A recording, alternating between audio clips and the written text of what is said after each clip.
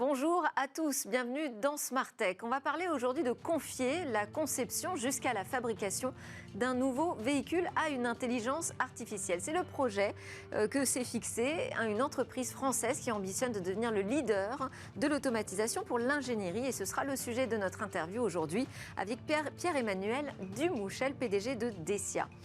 Ensuite, le cœur de cette émission, lui, sera dédié au débrief de l'ActuTech. On parlera notamment de Bruxelles qui veut faire payer les GAFAM pour les réseaux de télécom qu'ils empruntent. On parlera aussi de l'agence française de marketing Labellium qui rachète une firme américaine, c'est peu courant, pour plus de 100 millions d'euros. Et puis le gouvernement prépare aussi une nouvelle application, une application d'identité numérique, service de garantie d'identité numérique, voilà le nom. Ce qui est intéressant, c'est surtout que c'est le renoncement à la reconnaissance faciale pour s'authentifier sur les sites officiels. Et puis on aura aussi un petit débat express sur la Startup Nation puisqu'on va entamer un nouveau quinquennat avec Emmanuel Macron. Enfin, on retrouvera notre rendez-vous à l'amorçage pour parler de dispositifs pour aider les entrepreneurs à amorcer, mais notamment avec un nouveau programme Tech Your Place pour diversifier les recrutements dans la tech.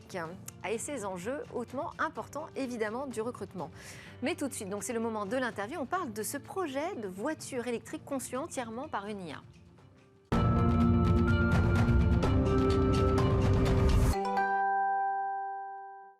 Automatiser entièrement de la conception à la fabrication, la création d'un nouveau véhicule, un véhicule électrique en l'occurrence, grâce à une intelligence artificielle.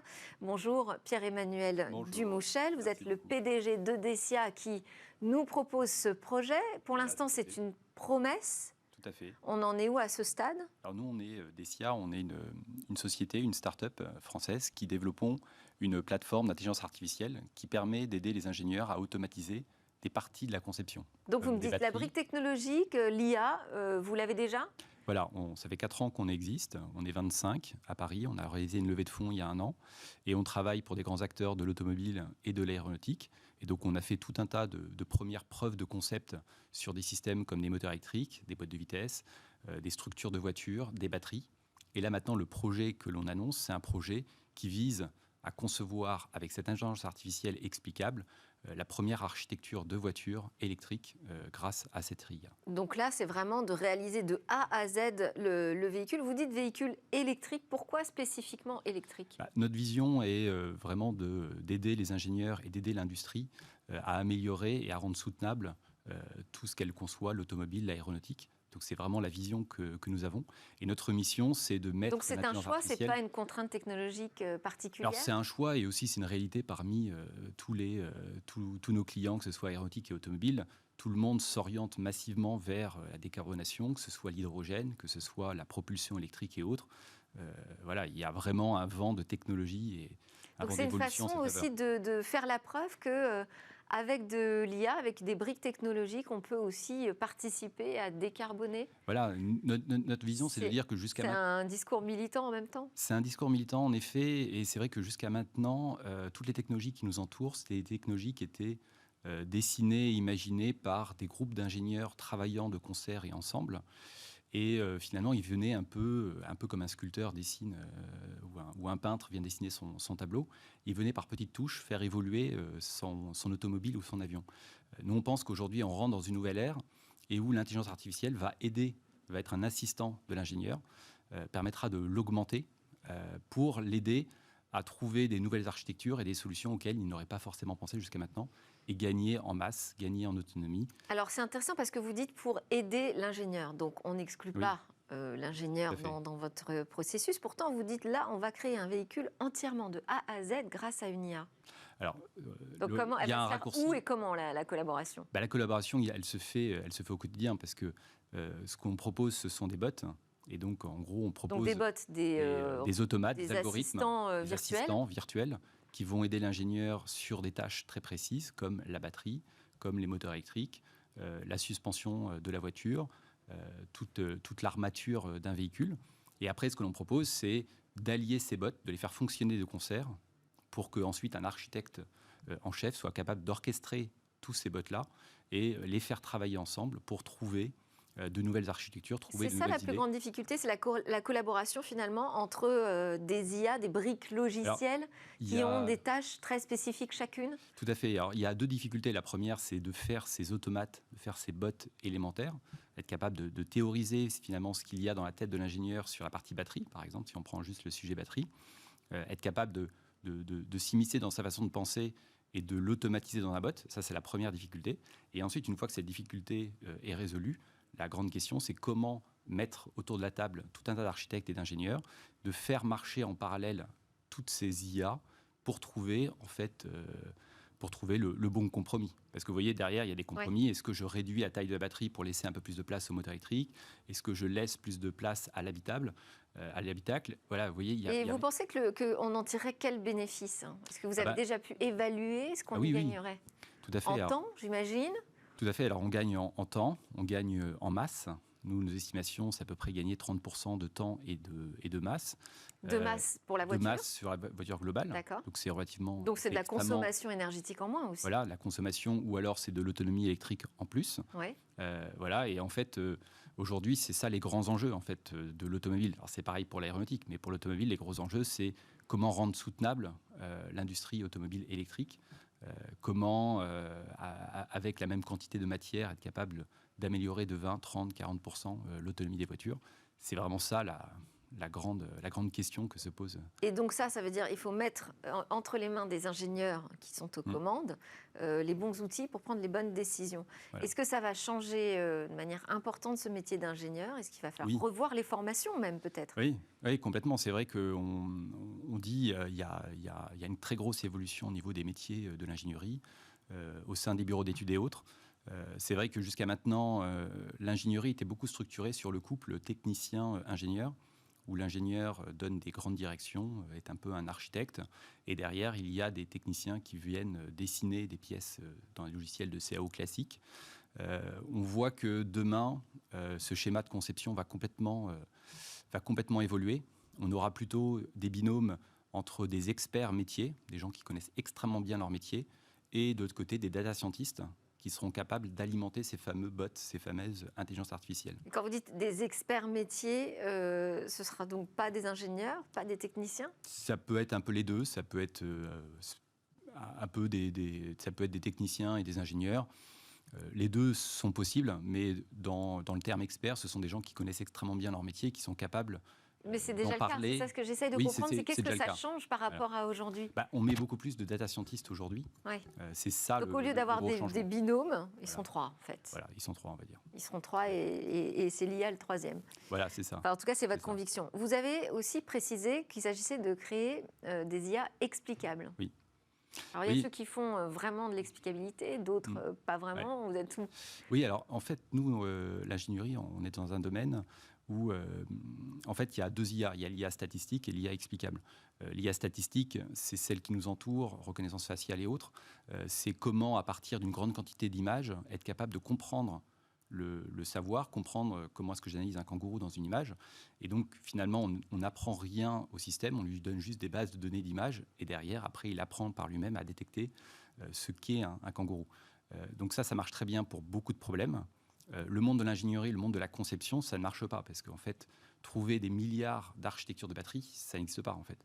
Les ingénieurs ont conçu bien trop peu d'architecture de batterie, et donc ça ne fonctionne pas. Donc il faut faire sans des jeux de données. Sans des jeux de données massifs, en tout cas. Voilà. Et donc nous, ce qu'on propose avec notre plateforme, c'est justement de créer ces jeux de données massifs avec de l'IA explicable.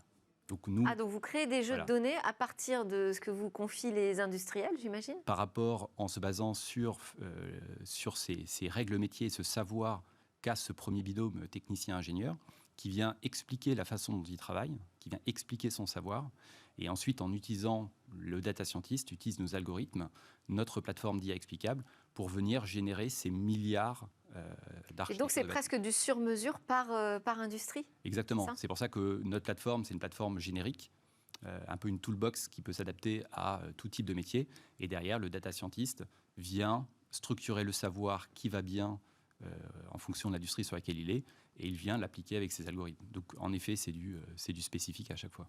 Et vous travaillez déjà aujourd'hui avec des grands groupes Oui, tout à fait. Alors on ne peut pas industriel. communiquer leur nom, mais on travaille avec des grands acteurs automobiles, aéronautiques et ferroviaires français. Et donc ils travaillent volontiers avec les startups.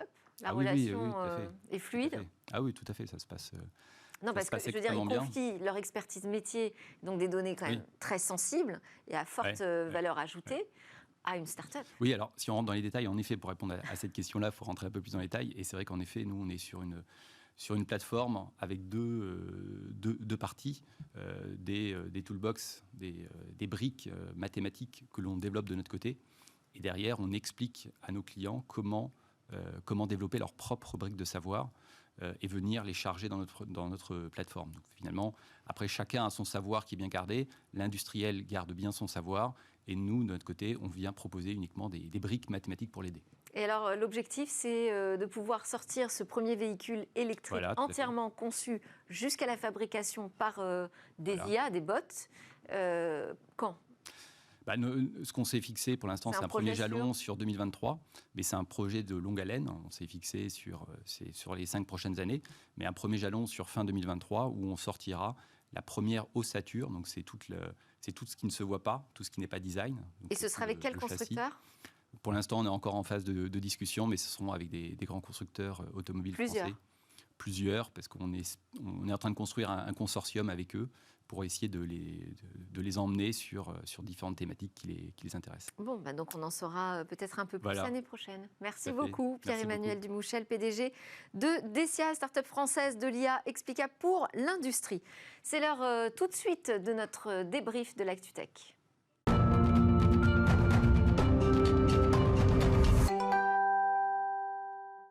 Je suis en compagnie de 2 commentateurs hors pair pour Smartech, pour le grand débrief hebdo de l'ActuTech, Mikim Chikli, PDG Europe, Afrique, Moyen-Orient de Weborama, et Maître As, avocat, coprésident de l'association Les Jurisnautes. Bonjour à tous les deux. Bonjour.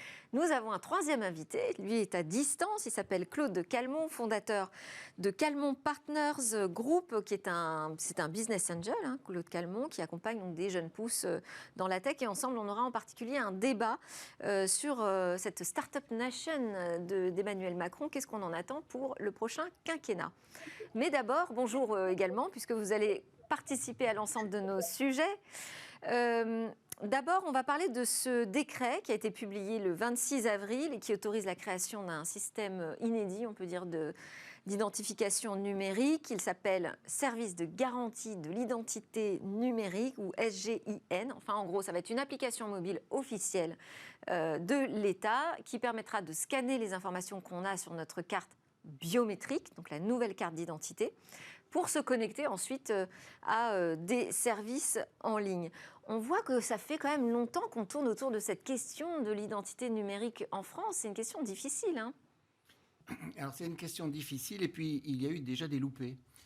Rappelons que la dernière proposition qui avait été mise en place, qui a été abandonnée, était de le faire via la reconnaissance faciale. Ça avait fait un branle-bas de combat énorme. Et donc là, maintenant, il y a une nouvelle solution. Il est vrai qu'il y a un besoin. C'est comment on fait, quand on est un usager, de se connecter à France Connect d'une manière avec une authentification sûre. Ouais. Et donc, c'est la solution qui est proposée aujourd'hui, en passant par la carte d'identité biométrique et en ayant une application. Donc ça veut dire que c'est quand même réservé à un certain nombre d'usagers qui vont être des bêta-testeurs finalement. Oui, au début, oui, c'est sûr, ça va durer longtemps cette phase de bêta-test. Ce qui est intéressant aussi, c'est que ça se base sur la carte d'identité biométrique. Mais pour autant, ça ne va pas utiliser l'information biométrique. Non. Donc ça n'utilisera pas les empreintes digitales pour l'authentification. Voilà, et puis donc il y a 6 indicateurs, c'est quand même assez important. Donc c'est un retour en arrière en fait. On se dit, finalement la biométrie, on ne va pas y aller tout de suite. Voilà, le problème c'est la reconnaissance faciale aujourd'hui, elle terrorise. Donc on ne peut pas l'utiliser. Et il y a des recours sans arrêt de pas mal d'organisations de défense des consommateurs et des usagers qui sont contre. Donc il faut trouver d'autres solutions. Et la carte biométrique, elle a quand même un avantage d'une certaine force d'authentification. Après, parce qu'elle contient en fait une puce avec toutes les informations d'identité. Donc c'est quand même une valeur sûre. Voilà, donc alors après, il faudra voir comment ça va fonctionner avec France Connect. Et puis ça va être assez simple à utiliser. Là, pour le coup, on peut se dire, Mikim, que ça semble bien pensé. Ça va être, on va pouvoir scanner sa carte biométrique à distance, avec la puce NFC de notre téléphone, tout simplement, pour la stocker dans son téléphone. Une pratique déjà assez courante chez les Français. Dans le fameux wallet. C'est vrai qu'il y a deux contraintes. C'est d'avoir déjà cette première carte d'identité qui est maintenant disponible pour tous. La deuxième contrainte, c'est d'avoir un bon téléphone digne de ce nom qui permet cet usage. C'est vrai.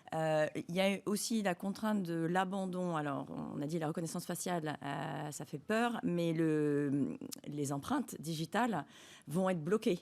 Oui. Par les navigateurs. Donc, il y a cette contrainte supplémentaire qui fait qu'on ne peut pas l'utiliser. Donc, quels sont les points de contrôle pour être bien sûr que l'identité... C'est un frein politique, vous nous dites, mais aussi technique. C'est un frein... en fait... Quelque part, il n'est pas technique parce que c'est facile d'activer en anglais, fingerprinting, de l'empreinte digitale. Oui. Mais ça va être bloqué par les navigateurs pour des histoires de tracking d'individus. Donc, je pense que la CNIL a donné son accord justement parce qu'on a enlevé la reconnaissance faciale et on a enlevé l'empreinte digitale. On attend encore, je crois, l'avis de la CNIL sur ce sujet. Ils ont prononcé favorable. Oui, de toute façon, ils seront en tout cas beaucoup plus favorables que sur l'ancien système, sur la reconnaissance. Mais enfin, ce qui est quand même intéressant, c'est les 6 indicateurs qui sont utilisés. Donc, il y a le nom, le prénom, le numéro de téléphone, l'adresse mail, l'adresse postale et la date de naissance. Donc, il y a quand même 6 points qui permettent de c'est assez cohérent pour valider une identité. Ça semble tout à fait logique. Et puis, on ne sera pas obligé de tout divulguer. Ça va être un peu à la carte. Okay. C'est-à-dire que, par exemple, on impose désormais aux sites pornographiques de vérifier de manière sûre, fiable, l'âge de ses utilisateurs. Et bien là, ce sera un moyen de dire, quand je veux me connecter sur ce type de site, je ne divulgue que ma date de naissance, donc mon âge, pour vérifier qu'effectivement je suis bien majeur. Claude Calmont, qu'est-ce que vous pensez, vous, de l'arrivée de cette nouvelle application, une application officielle d'État ? Alors, ce qui est toujours intéressant, c'est de voir ce qu'on utilise déjà, et notamment via le smartphone. C'est vrai que quand on va dans d'autres pays, au UK, aux États-Unis, et notamment le UK, où tout est contactless, on paye avec ses cartes dans le téléphone, le métro, énormément de choses. Quand on arrive au sujet d'identité, c'est vrai que ça va être compliqué à mettre en place, dans le sens où il faut que tout le monde soit effectivement suffisamment bien équipé, que tous les modèles de téléphone puissent intégrer ça. C'est vrai que le wallet aujourd'hui, c'est quelque chose qui est devenu quasi automatique. Quand on voyage, on n'imprime plus un seul billet, tout est dans le téléphone. La seule limite, c'est qu'il faut avoir de la batterie en permanence, mais ça, on reste dans une logique d'innovation technologique, et je pense que ça permettra de faire naître aussi de nouveaux services autour de ça. Oui, on se met quand même au goût du jour, je dirais, sur cette question d'identité numérique. C'est une application qui n'est pas du tout obligatoire. Oui, elle est volontaire. Oui. C'est une démarche volontaire et réservée à un certain nombre de personnes qui ont un smartphone, qui ont déjà une carte d'identité biométrique. Il faut voir un petit peu la suite que ça va être donné. Mais moi, ce qui me plaît bien, c'est l'acronyme SIGNE. Qui a été donné. C'est vrai que c'est bien trouvé. On enchaîne avec la prise de position de Bruxelles dans la vieille bataille qui oppose les opérateurs aux fournisseurs de contenu sur la participation financière à l'utilisation des réseaux télécoms. Là, on a la vice-présidente de la Commission européenne, Margrethe Vestager, qui demande d'étudier cette idée de contribution qui serait équitable, autrement dit, elle ne l'est pas jusqu'ici, au financement de ces réseaux télécoms par les GAFAM. Alors moi, ma première question, c'est qu'est-ce qu'on a avec les GAFAM en ce moment à la Commission européenne ? C'est devenu notre cible numéro 1 ou la solution à tous nos problèmes ? Oui, c'est un peu la cible numéro 1. En même temps, il y a eu pas mal d'abus sur le respect de la protection des données individuelles et un certain nombre de règlements qui ont été mis en place. Ça, c'est une première chose. Ensuite, la deuxième chose, c'est qu'ils sont des très, très gros consommateurs de bandes passantes. C'est certain, et qu'on n'avait pas anticipé ces implications. Il semblerait que Netflix consomme un quart de la bande passante. Et si on rajoute les gros consommateurs, YouTube, etc., on monte jusqu'à plus de 55%.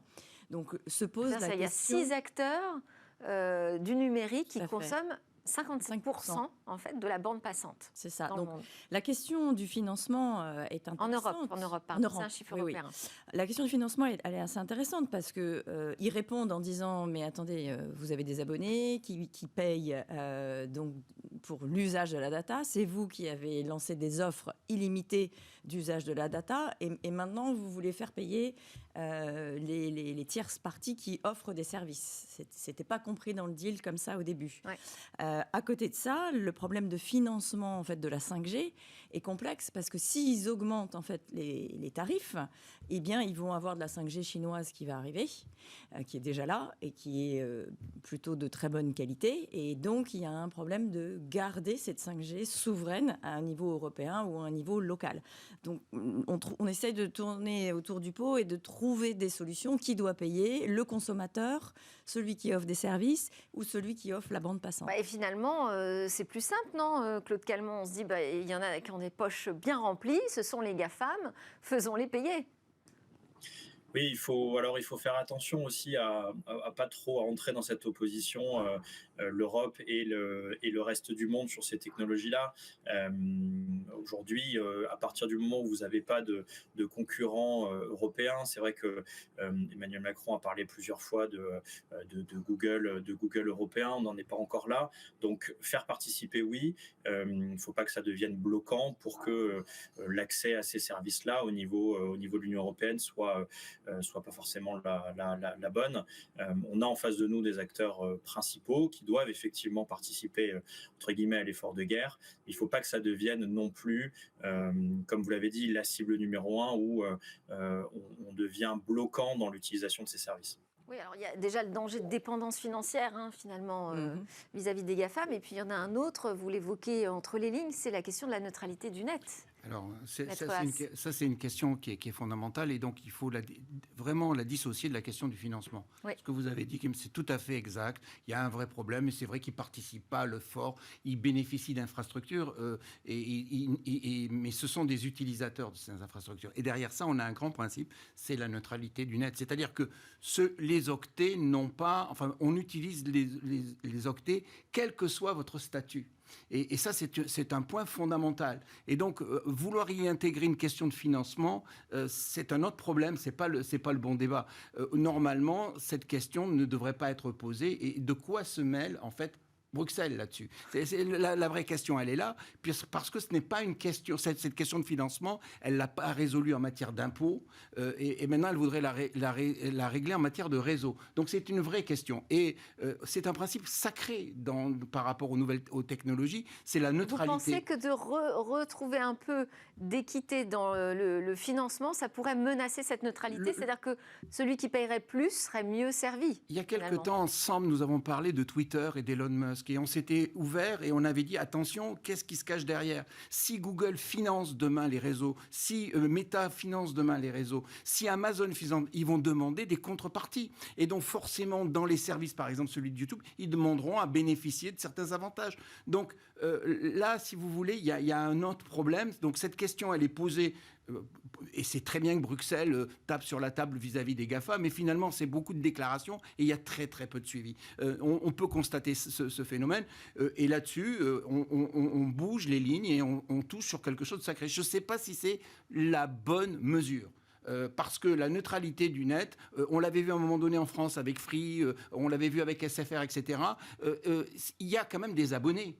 Et donc on demande deux fois de financer les choses. Alors c'est peut-être pas équitable, mais ça n'a rien à voir avec cette notion d'être juste par rapport à l'utilisation des octets et ce principe de neutralité. Je pense qu'il y a aussi un sujet important qui est le sujet de l'empreinte carbone et de la consommation. Parce que finalement, quand on consomme un contenu vidéo sur son téléphone mobile, on n'a pas besoin de l'avoir en haute définition. On peut l'avoir dans une définition standard qui va faire des économies autour de 13%. Oui. Mais si on ça, il y a des engagements qui commencent à être pris là-dessus pour réduire la consommation, c'est vrai, de ces services. Et je pense que c'est un sujet, c'est-à-dire qu'on est tous partis du postulat, quand l'Internet s'est créé, que c'était gratuit. Puis après, on s'insurge contre la publicité, on s'insurge contre les services payants, mais ayant une consommation aussi beaucoup plus responsable, ayant une approche en fait de consommation de la bande passante du cloud, où on se dit que c'est un truc imaginaire, mais pas du tout, ça existe vraiment, et ça coûte beaucoup d'argent, et en termes d'environnement, c'est vraiment pas bon. Alors, ça coûte beaucoup d'argent, mais déjà, si on mettait en place de faire payer justement les impôts que doivent payer ces big tech, on n'aurait pas ce problème-là après de les faire participer aux infrastructures. Bon, en tout cas, pour l'instant, on ne parle pas du tout d'imposer une taxe. Voilà, ça ne semble pas très contraignant. Ah, vous pensez? Oui. Bon, on en reparlera. On enchaîne avec une bonne nouvelle en France. C'est une agence française de marketing digital qui s'appelle Labellium qui rachète une firme américaine pour plus de 100 millions d'euros d'après Les Échos. Alors, vous connaissez sans doute Labellium? Oui, tout à fait. Ludovic dans le Lévy, marketing son fondateur, qui était un concurrent féroce sur tous les sujets de marketing à la performance, très spécialisé dans le référencement payant et naturel sur Google.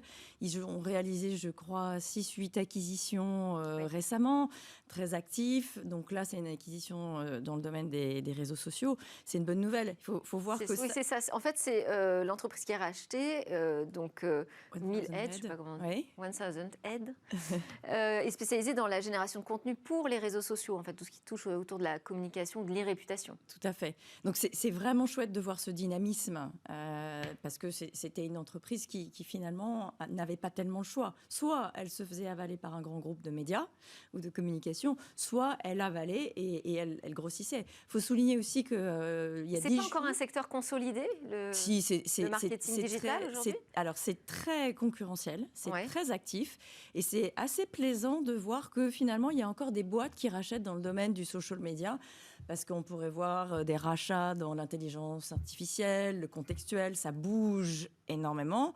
IAS, un très gros acteur, vient de mettre 300 millions sur la table, mais c'est passé inaperçu parce que c'est pas des sociétés cotées ni des sociétés françaises.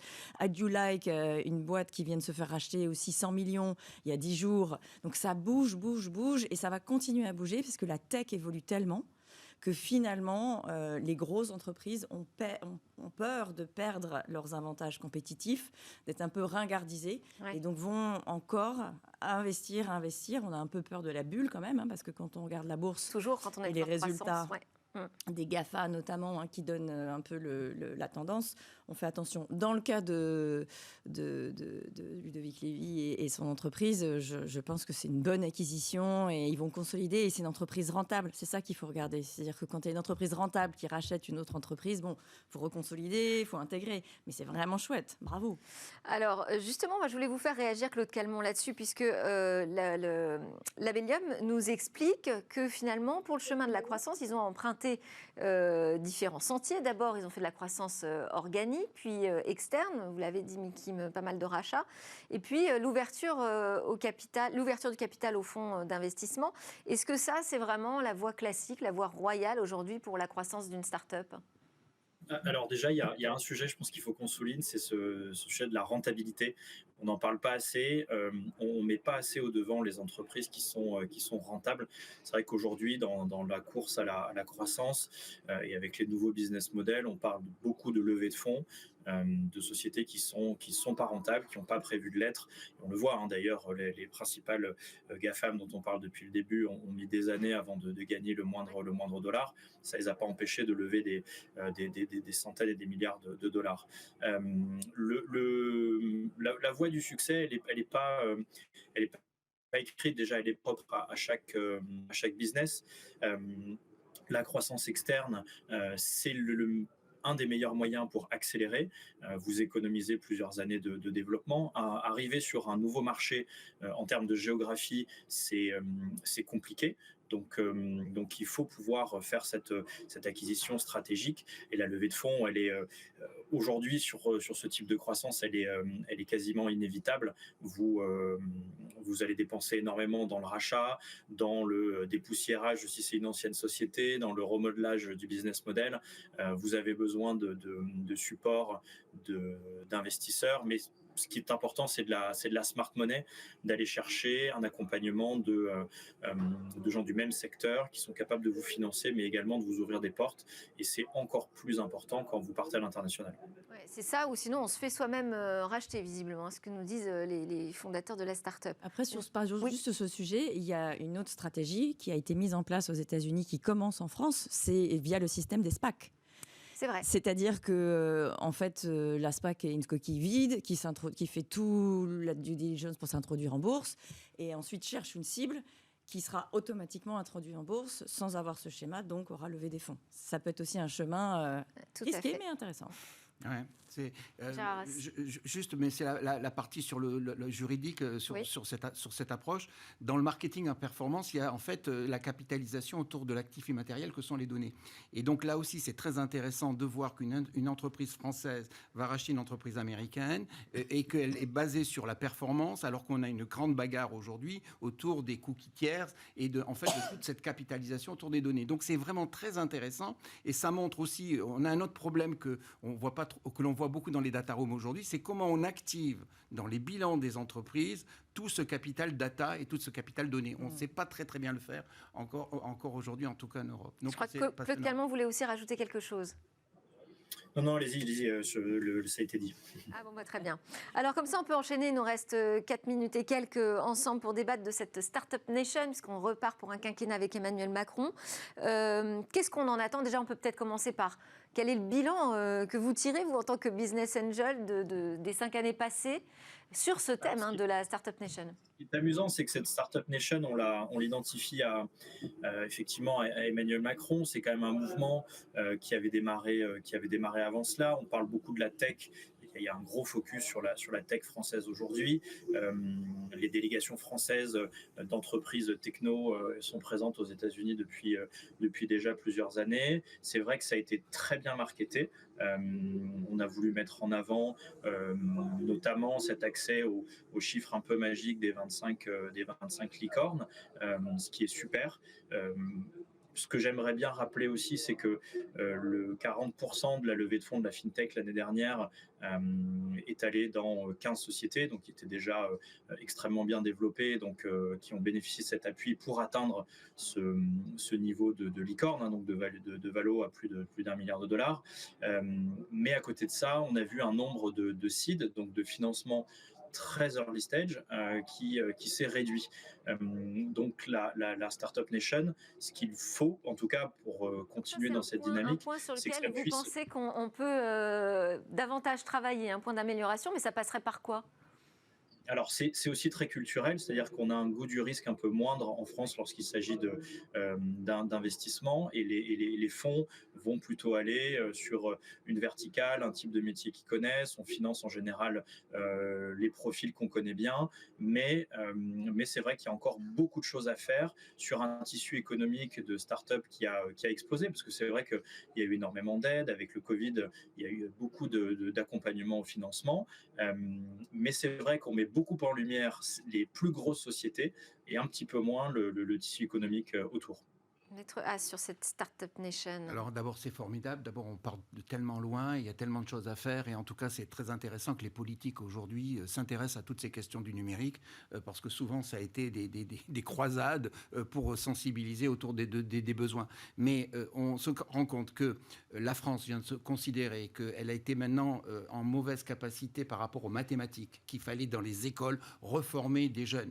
Parce qu'au-delà des fonds et des aides, il y a aussi les ressources. On a des problèmes pour être compétitif. Il ne faut pas que nos ressources humaines partent et aillent ailleurs, et il faut bien les former. On a un déficit en matière de recrutement. C'est une plaie aujourd'hui d'essayer de trouver des gens à des postes. C'est dans tous les secteurs d'activité. Et le numérique est aussi créateur. Il n'y a pas que de l'IA, il y a besoin d'avoir aussi de la proximité de la ressource humaine. Donc dans le numérique, dans l'e-santé, quand on voit un petit peu ce qui a été mis en place et tous ces projets qu'il y a jusqu'à 2030, c'est vraiment très encourageant. Dans la cybersécurité, Startup Nation et tous ces projets qui ont été mis en place, c'est considérable et c'est formidable. Dans le domaine spatial aussi, parce que il faut aussi regarder, parce que le marché de demain, il est là.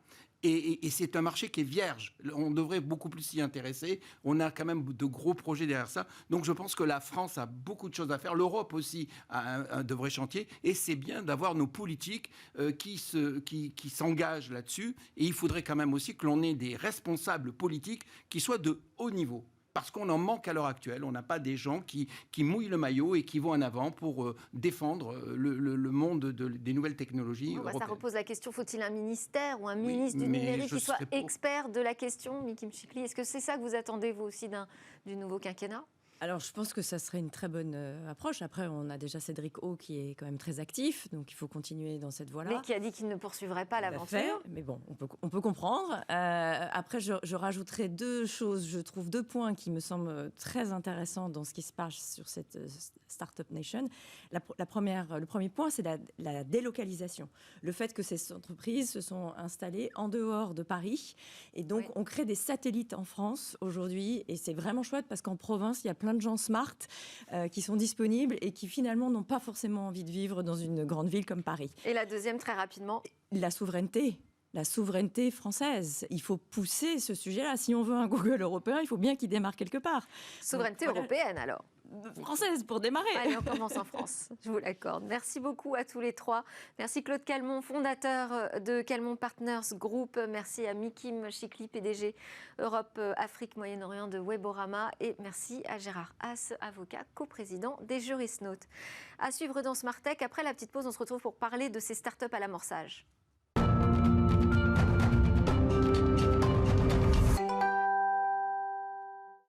Vous êtes de retour sur le plateau de Smart Tech. C'est la dernière partie de cette émission qui est consacrée à la chronique à l'amorçage avec Anthony Babkin qui est délégué général, cofondateur de Diversity Days. À l'amorçage, on parle de ces startups mais naissantes qui démarrent et qui ont besoin d'un vrai coup de pouce. Et tant qu'à faire, on va militer ici pour plus de diversité dans ce monde et cet écosystème des startups françaises. Bonjour Anthony. Bonjour Delphine. Aujourd'hui, on ne va pas parler de start-up précisément, de manière nominative. On va parler plutôt d'un dispositif pour les aider ces entrepreneurs à amorcer, et en particulier d'un nouveau programme que vous mettez en place, Tech Your Place. Tech, T-E-C-H.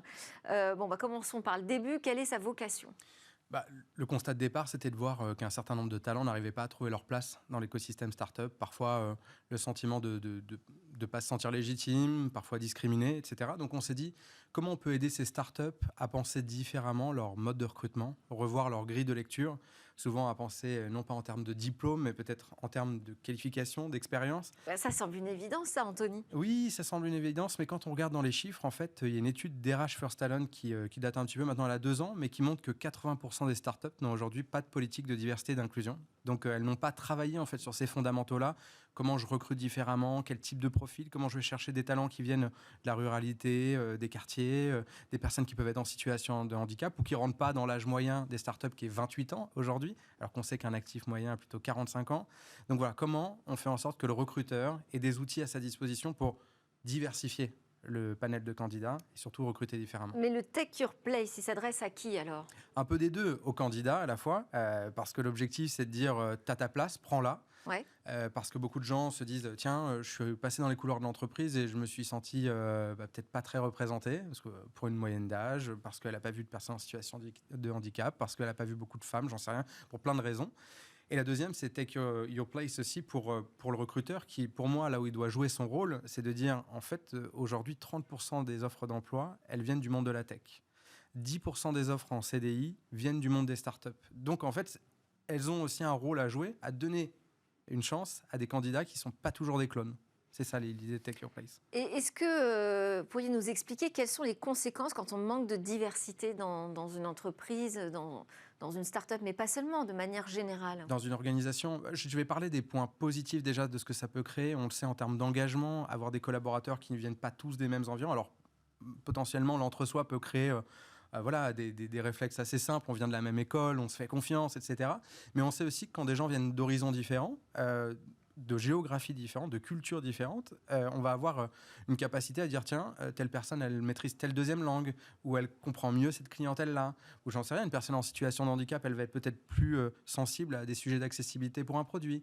Donc en fait, c'est une richesse. C'est cette richesse-là qu'on met dans Take Your Place, c'est de dire à un moment, faites confiance à des candidats qui sont peut-être pas, qui vous ressemblent pas, mais dont leur différence va être une force pour l'entreprise.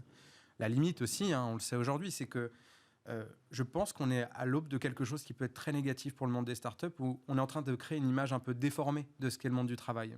À force de recruter des clones tout droit sortis d'écoles de commerce, souvent des mêmes grandes villes, et qui ont souvent fait les mêmes études, les mêmes parcours, mais en fait, on est en train de créer un monde du travail qui est absolument pas représentatif de la France telle qu'on la connaît, en termes de diversité d'âge, de genre. Donc ça veut dire qu'on ne répond pas aussi aux attentes de ses clients, on répond pas. Des usagers. En quelque sorte, oui. On ne répond pas forcément à certaines clientèles, mais aussi, on prend le risque à un moment d'exclure. Donc moi, je dis souvent, bravo pour l'hypercroissance. On encourage bien sûr le fait que nos entreprises françaises comptent dans le marché français mais international aussi, mais aussi elles ont une hyper responsabilité, celle de ne pas tout le temps recruter les mêmes personnes. Et là, ça reboot sur notre conversation sur la Startup Nation. Startup Nation plus diverse, mais c'est une Startup Nation qui manque de talent, on en parlait aussi. Et c'est ça, et moi je le dis toujours, en fait, il y a une pénurie de talent, on le sait, aujourd'hui la plupart des startups sont prêtes à mettre beaucoup d'argent dans le fait, à un moment de payer des cabinets de consulting, de recrutement pour aller chercher des gens à l'étranger, leur faire un pont d'or, même en termes de visa, en termes de moyens, à payer très très cher des cabinets de consulting. Alors je leur dis parfois peut-être que vous êtes vos entreprises est au pied d'un quartier, au pied, je sais pas, d'une zone rurale, etc. Les talents sont à proximité, il va falloir les former, il va falloir changer les grilles de lecture, ne pas toujours regarder de la même manière qui se présente à vous. Et puis à un moment, miser beaucoup plus sur la compétence, sur l'expérience et dire ok, on est prêt à vous former peut-être. Et alors comment ça se passe Take Your Place? Qu'est-ce qu'il y a dans le programme? Comment ça va fonctionner? Alors c'est une adhésion en fonction de la taille de l'entreprise. Elle cotise finalement pour nous rejoindre pendant 1 an. Et elle a accès à tout un tas de services. Ça commence, la première étape, c'est vraiment celle de l'état des lieux, de l'audit. Donc c'est une plateforme partenaire qui s'appelle Mixity avec laquelle on travaille et qui va permettre finalement de faire ce qu'on appelle une empreinte. Comprendre qu'est-ce qu'on fait sur la base du genre, est-ce qu'on a des rémunérations équitables, qu'est-ce qu'on fait sur la base du handicap, est-ce qu'on a fait des actions proactives pour promouvoir le fait que c'est une entreprise qui accepte les personnes LGBTQIA+, qui est inclusive, où on se sent bien, on ne va pas être discriminé sur la base de ses orientations. Donc c'est le point de départ, et ensuite nous on va créer tout un tas de temps forts, mettre à disposition des outils ou des experts qui vont permettre finalement de monter en compétences. Aujourd'hui, dans une étude qu'on a lancée avec Diversidays, on a montré que le manager avait un rôle très ambivalent. Ça pouvait être tantôt celui qu'on vient voir parce qu'on a été discriminé, tantôt celui qui va discriminer. Ouais. Donc il faut former abondamment les managers. Donc tous les mois, on a des webinaires thématiques sur qu'est-ce que la situation de handicap en entreprise, qu'est-ce que à un moment la discrimination ordinaire sur la base de la couleur de peau. Voilà. Et bien sûr, le Graal, c'est des rencontres avec des candidats. Donc on travaille avec une plateforme qui s'appelle Diversifier vos talents et la Fondation Mosaïque, qui est cofondatrice de Take Your Place. Et l'objectif avec la Fondation Mosaïque, c'est vraiment créer des temps forts avec des candidats, donc qu'on va chercher surtout dans les quartiers et les zones, on va dire, périurbaines. Donc ça, c'est super important pour le marché du travail, pour l'emploi. Et puis c'est super important pour les boîtes pour s'enticher des meilleurs talents, des nouveaux talents, ceux qui feront demain. Et quelle est la suite alors? Parce qu'on n'a plus beaucoup de temps. Vous cherchez à lever des fonds. Je sais que c'est un peu bizarre de dire ça pour une association, mais les associations ont besoin d'argent aussi. On lève des fonds aussi. Nous, les associations, comme des startups, mais pas auprès des mêmes personnes, ou parfois les mêmes, mais on appelle ça des mécènes. Donc là, des adhésions pour Take Your Place ou pour une association, en fait, ça s'appelle lever des fonds, mais auprès d'acteurs philanthropiques ou de mécènes. Donc on cherche des nouveaux adhérents. Donc bien sûr, je passe un message aujourd'hui à des startups, des DRH qui pourraient nous écouter et qui ont la conviction qu'en fait, l'objectif pour nous, c'est de donner à compétences égales les opportunités égales. Si on fait ça, la France ira mieux. Merci Anthony Babkin, délégué général, cofondateur de Diversidays. Merci à tous de nous avoir suivis, c'était Smart Tech. On se retrouve bien évidemment demain à 11h en direct sur Bismart.